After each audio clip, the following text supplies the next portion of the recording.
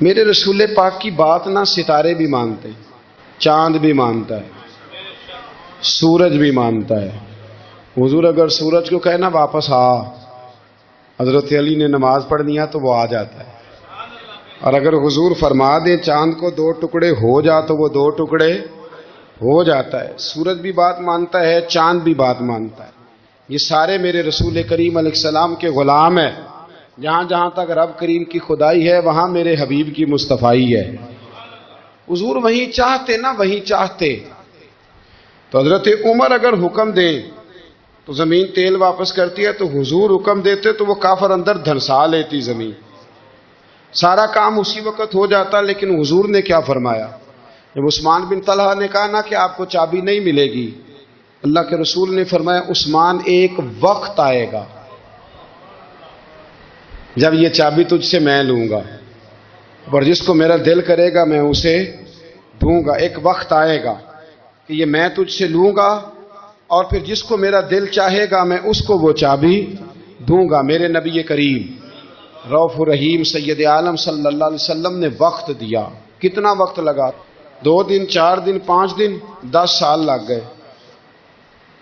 حضور نے مکہ کو فتح کیا، حضور تشریف لائے، وہی چابی عثمان بن طلحہ کے پاس تھی۔ محبوب کریم نے بت توڑنے تھے، کعبہ کون سے پاک کرنا تھا، فرمایا لاؤ نا چابی کدھر ہے؟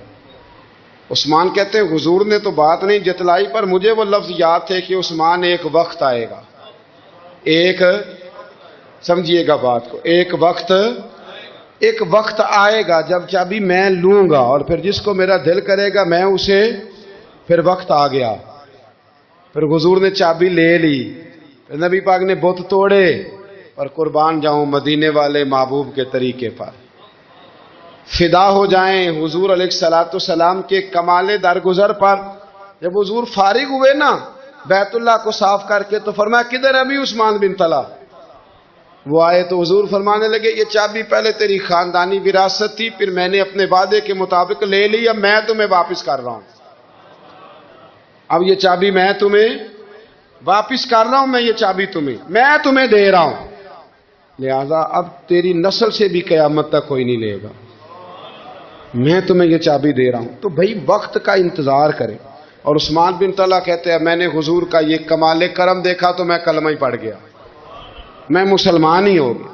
وقت کو دیکھیں، وقت کا انتظار کریں، آنے والا ٹائم دیکھیں۔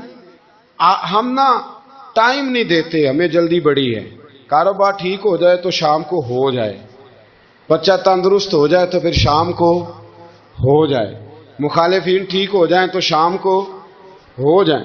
ہمارے سارے کام شام سے پہلے پہلے، بلکہ جو ولی بننا چاہتا ہے وہ بھی کہتا ہے 1.25 گھنٹے میں بنا دو، لیٹ نہ کرو۔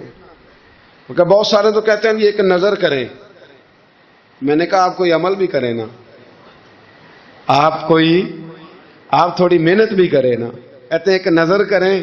ہمارے درویش کہا کرتے تھے کہ آج کل مرید کہتے ہیں نہ نماز پڑھاؤ، نہ روزہ رکھاؤ، نہ وظیفہ کراؤ، نہ کوئی اور کام کراؤ، سانو ایویں ہی بخشاؤ۔ تو بھئی اللہ نے خود 5 نمازیں فرض کی، رمضان کے روزے فرض کیے ہیں، زکوٰۃ فرض۔ تو جب اللہ نے ذمہ داریاں لگائی ہیں تو پھر کون ہے جو بغیر ذمہ داریوں کے آگے جائے؟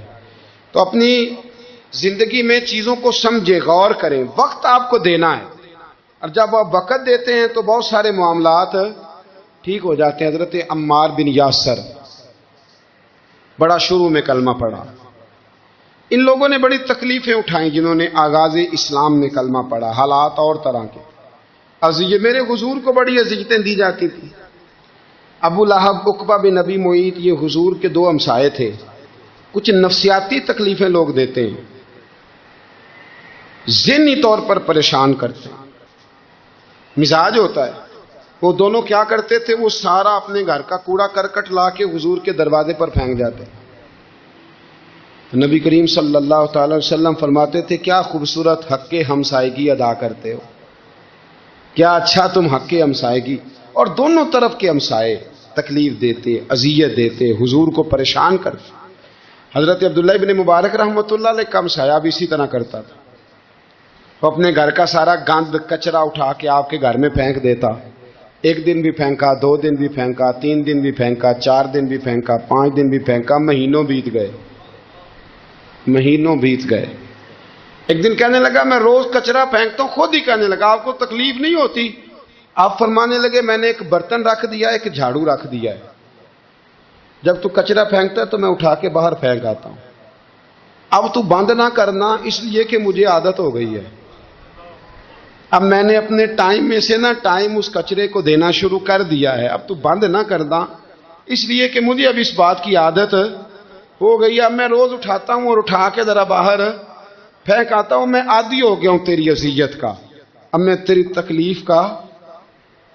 آپ میں سے بہت سارے لوگ شہروں کے رہنے والے ہیں، ہمارے دیہاتوں میں یہ ہوتا تھا کہ کسی بوڑھے بابے کو نا بچے چھیڑتے تھے، کبھی کبھی غلط کرتے تھے، ایسا کرنا نہیں چاہیے، لیکن بزرگ کو چھیڑتے تھے، تنگ کرتے تھے۔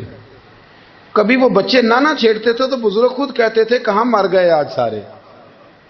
اصل میں وہ پیار ہوتا تھا، وہ پیار لگ جاتا تھا، بتاتے نہیں تھے، لیکن علاقے کے بچوں کے ساتھ نا وہ غصہ ہوتا تھا، وہ چھیڑتے تھے۔ لیکن نا کئی دفعہ کوئی بندہ دشمنی کرتا ہے تو بندے کو اللہ کے قریب کر دیتا ہے، سجدے کا ذوق بڑھ جاتا ہے، عبادت کا مزاج بڑھ جاتا ہے، انسان کی طبیعت کے اندر خاص قرب آتا ہے۔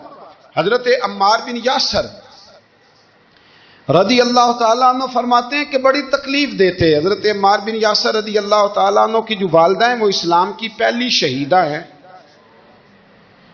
حضرت سمیہ ان کا نام تھا، اسلام کی پہلی شہیدہ۔ ان کے زیر ناف ابو جہل نے نیزہ مار کے انہیں شہید کر دیا۔ حضرت عمار بن یاسر رضی اللہ تعالیٰ عنہ فرماتے ہیں کہ میرے والد کو اتنی تکلیفیں دی گئیں کہ وہ ان اذیتوں کی وجہ سے ہی دنیا سے پردہ کر گئے۔ حضرت عمار بن یاسر کو خود کافر اتنا مارتے تھے کہ وہ اپنی حواس کھو بیٹھتے تھے اور ایسی باتیں کرتے تھے کہ سمجھ نہیں آتی تھی کہ یہ عمار بن یاسر بول رہے ہیں۔ اتنی سخت اذیت دیتے، اتنی سخت۔ دکھ قبول محمد بخشا، راضی رہن پیارے، دکھ قبول محمد بخشا، بس راضی رہن۔ اتنی تکلیف دیتے کہ حضرت عمار بن یاسر حواس کھو بیٹھتے، تکلیف میں آتے، بڑا سہا، بڑا برداشت کیا۔ ایک دن میرے رسول پاک تشریف لائے اور حضور نے کہا او آل یاسر میں تمہیں مبارک دینے آیا ہوں، رب کریم نے تمہارے لیے جنت میں مکان بنا دیے ہیں۔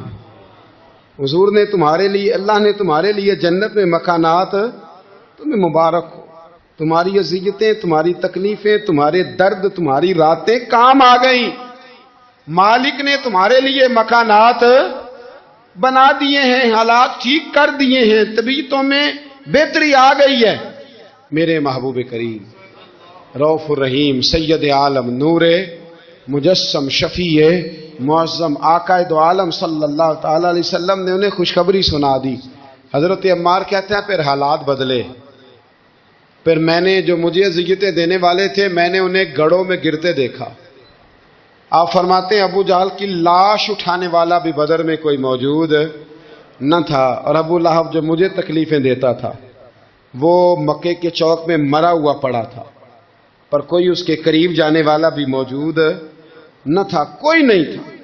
آپ فرماتے ہیں وہ حالات بھی۔ حضرت عمار کا اپنا کیا حال ہوا؟ حضرت خالد بن ولید رضی اللہ تعالیٰ عنہ بڑے بہادر ہیں، حضور نے فرمایا یہ اللہ کی تلوار ہے، یہ اللہ کی، بڑے بہادر تھے، بڑے شیر دل تھے۔ فرماتے ہیں کبھی معذرت نہیں کرنی پڑی، کبھی جھکنا نہیں پڑا، کبھی کسی کی منت نہیں کی، اللہ نے طاقت اتنی عطا فرمائی تھی، ہمت، حوصلہ، صبر، استقامت اتنا دیا، کبھی کسی جگہ پشت نہیں لگی۔ لیکن فرماتے ہیں کسی وجہ سے نا ایک دن میرا عمار بن یاسر کے ساتھ کسی بات پہ اختلاف رائے ہو گیا، جھگڑا ہو گیا۔ توجہ ہے میری بات پر؟ فرماتے ہیں جھگڑا ہو گیا۔ ہمارا پتہ حال کیا ہے؟ ہمارا یہ حال ہوتا ہے کہ ہمارا جھگڑا ہو جائے تو خیر ہے، لیکن اگر پڑوسی کے بچے لڑ پڑے تو ہم کہتے ہیں اس کی روزی پاک نہیں، اس کی تربیت ٹھیک نہیں۔ ہمارا بھائیوں سے رٹا ہو جائے تو معاملہ اور ہے، کسی کا ہو جائے تو معاملہ اور ہے۔ میں بیمار ہو جاؤں تو آزمائش ہے، اور سامنے والا بیمار ہو جائے تو سزا ہے۔ پھر کیا ہے؟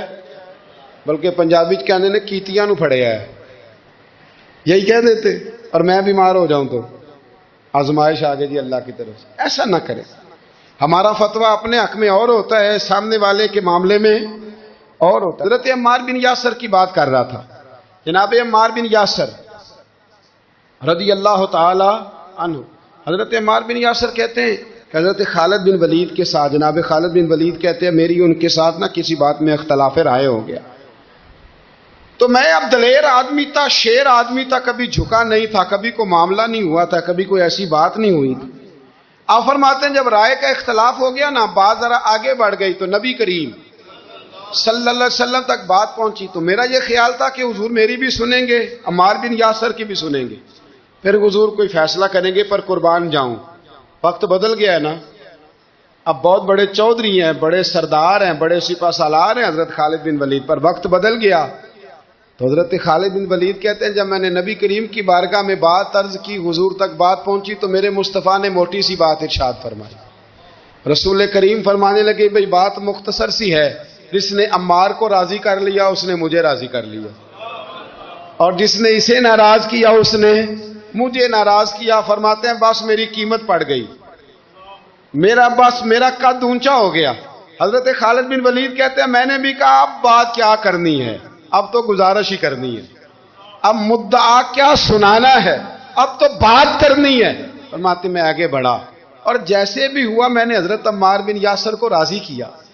حضرت عمار کہتے ہیں ایک وقت وہ تھا اور ایک وقت یہ ہے، جب دونوں وقتوں کو دیکھتا ہوں تو کہتا ہوں الحمدللہ رب العالمین، یہ ساری تعریفیں اس رب کے لیے ہیں جو تمام جہانوں کو پالنے والا ہے۔ وقت دیں معاملات کو، ٹائم دیں۔ آپ دیکھیں اللہ تبارک و تعالی بڑا کریم ہے، وقت کے ساتھ جب چیزیں تبدیل ہوتی ہیں اپنے ٹائم کے۔ حضرت بلال حبشی رضی اللہ تعالی، بڑا مشکل نہیں، اکیلا آدمی، غریب آدمی، مکے کے سارے سرداروں کے قابو آ گیا۔